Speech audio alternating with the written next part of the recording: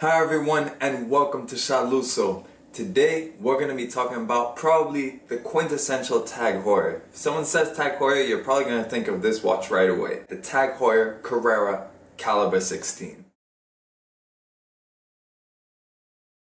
The Carrera is one of Tag Heuer's most recognizable watches because it's been with us in some form or another since 1963. This particular one is the 10th generation Tag Heuer Carrera, launched in 2010, and that in itself was an evolution of the 2004 ninth generation. So this style of Carrera has been with us for about 15 years, which is why it's so recognizable and probably one of the first things that comes to mind when you ask someone today about Tag Heuer. Of course, right away it evokes that original 1963 model with its nice long lugs, the big dial, and of course a racing chronograph. And this Tag Heuer Carrera Calibre 16 dials up the race factor to 11. You look at it right away and it's designed to evoke a speedometer. The applied indices with their indication of seconds or minutes gives the impression of bigger numbers, much like what you'd see on an actual car speedometer. And then you have flourishes of red all across it to emphasize that raciness. And even functionally, you've got separate silver ringed subdials to make sure that it's really easy to read the chronograph, putting that as the main emphasis of the watch. And it all makes sense because of Tag Heuer's relationship to racing historically and also currently, especially with Formula One. And that ever so slightly pebbled dial measures in at 43 millimeters. So it is quite a big watch, but there's a lot of information to show. And that information is then surrounded by a ceramic bezel with a tachymeter scale, and it is of course scratch proof. The rest of the watch is finished in stainless steel. The entire case is polished and then the bracelet is alternating polished and satin. It's a 3-link design but not your typical oyster style design, so it does have its own identity, and it all matches to make one cohesive design language that has represented Tag Heuer for the majority of the 2000s. Despite its size, the Carrera actually fits very comfortable.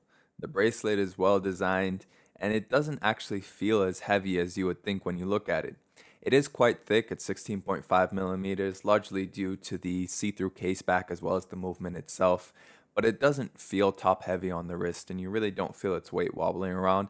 That being said though, it will fight a cuff, and that will be something that will limit its versatility to a degree. However, it's still something you can wear right up until sort of business and wearing a suit for work, or nice and casual, and with 100 meters water resistance, you can even wear it to the beach or swimming if you want to. The movement has a direct influence on the look and functionality of this watch, and that's apparent as soon as you look at it. We are of course talking about the Valjoux 7750, a very reliable movement used in various watches, and in this case doing work as the Calibre 16. This lateral clutch chronograph featuring hours, minutes, and seconds is one of the most popular movements for a chronograph, and it makes sense that Tag Heuer would use it, especially so that they can offer it at the price point that they do. In addition to its chronograph functions, this 42-hour power reserve movement also features running seconds, of course, hackable seconds, and also one of the most useful features it has is the day-date complication. Very useful, especially if you work in an office. It's the type of information you want to be able to have at a glance. So that combined with the chronograph makes it a very complete watch and a great all-rounder. And you can even see that movement in the see-through caseback.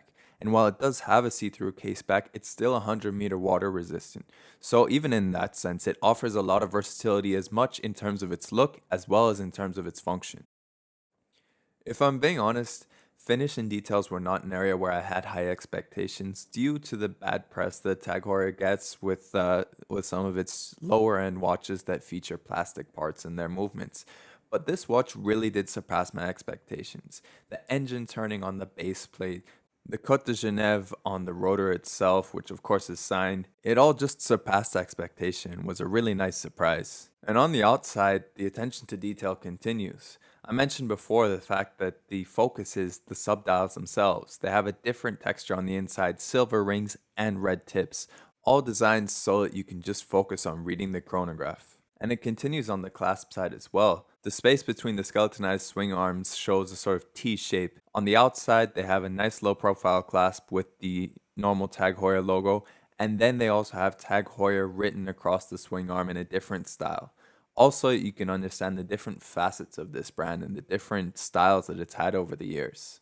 Tag Heuer may have received bad press for some of its lower end models having plastic pieces in it, but this isn't one of those. This is a versatile watch with a reliable movement, useful complications, and a surprising level of attention to detail that makes it worthy of honoring one of Tag Heuer's most important models in its history. So that's the Tag Heuer Carrera Calibre 16.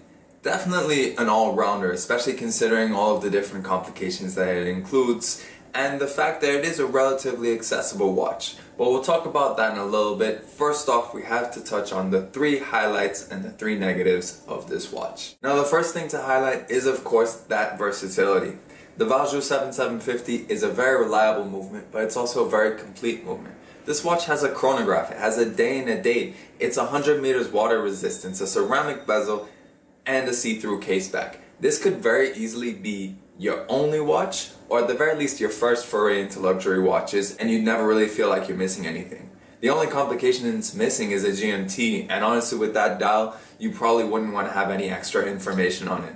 But it really does cover every base, and it's a watch that you can easily slap on a strap and use it in a more formal sense if you have to. So it really does give you a lot of options and really lets you test out a lot of different elements of this hobby. The second thing that I want to highlight is the surprising amount of attention to detail. It has so many little flourishes that you can tell that the designers really thought things through in terms of just making every little element of it special. Things like the red tips on the hands to make it easier to read the chronograph readings, just to add that little element of raciness to it. And then when it comes to the movement, obviously I was expecting to see an engraved rotor, but also it has those Geneva stripes on it. Even on the base plate it has engine turning. And while a lot of this is probably done by machine, obviously not by hand, it is, you know, a mass-produced movement, the fact that it still had that really did surprise me. It was attention to detail that I wasn't expecting, and even some of the brush surfaces on the ridges as well. They're all little details that, again, one maybe doesn't expect at this price point or from a brand like Tag Heuer, but they're there, and it's really important to highlight that because it is something that makes it more special, and it justifies having the see-through case back. And then the last thing I want to highlight, and this is something obviously that I do pay a lot of attention to in a lot of my reviews, is the quality of the clasp. Now I didn't expect this to have a dive extension because of the fact that it's not a dive watch, so I'm not going to count that against it, but I do want to highlight just the feeling of it. It's nice and solid, it's a double trigger release so it's nice and secure, it has a very low profile so it's not going to desk dive, and the subtle details of the fact that they had Tag Heuer engraved on the outside, they had it engraved on the inside on the swing arms. It just feels like a good quality piece of machinery, and when you consider the fact that this is normally where manufacturers will cut costs, I'm glad that Tag Heuer didn't take that route and they still made sure to give it a solid clasp. It reflects well on the rest of the quality of the watch. But of course, not everything is perfect, and we do have to move on to the 3 negatives of this watch. The first thing is that dial is very busy. Now the Valjoux 7750 is featured on a lot of different watches, so I have seen this same amount of information relayed in a much less busy way. And with 43mm, they do have enough space to make it not look as busy. But I think by having those minute or second numbers on the indices instead of batons or even just regular numbers, that does add a lot to sort of the busyness factor to it. So it is something where I think they could have done better because at the end of the day it does affect legibility on the watch. The second thing that I would flag as a disadvantage is that on the case itself, there's a lot of big polished surfaces. Now these not only make an already large watch look even bigger, but also they're just scratch magnets. It's really easy to scratch big sweeping polished surfaces. The same thing happens on my Tudor, so I know that from experience. So it is something that I would mark as a disadvantage, unless it's something that really adds to the value of the watch aesthetically, or if it's something like a dress watch where these surfaces aren't actually that big, then you can get away with having nearly everything polished. But on a sports watch like this that's already quite large, already quite thick, having big sweeping polished surfaces just doesn't really help. And that does lead us into the last part, which is this watch does look quite dated. It looks very sort of early mid-2000s, which in itself was not really a time period that was particularly noteworthy. It doesn't have the charm of, you know, the 60s or even the 70s. You know, it comes from a time where it was just big, busy watches. Those polished surfaces, as I mentioned, do make it look even bigger. So it all just looks a little bit generic, and that was sort of the reflection of that time period as well, both for Tag Heuer in general, but also for watches and design in general. Even if you look at cars, a lot of the 2000s cars don't really have the same charm as their 80s or 60s or 70s counterparts. So that is something I do have to flag. It is subjective and it might end up improving over time. It might become endearing over time, but as it stands right now, I view that as a negative. But overall, this is still a very complete watch. And when you factor in the price, you do get a lot of watch for your money. So let's talk about price.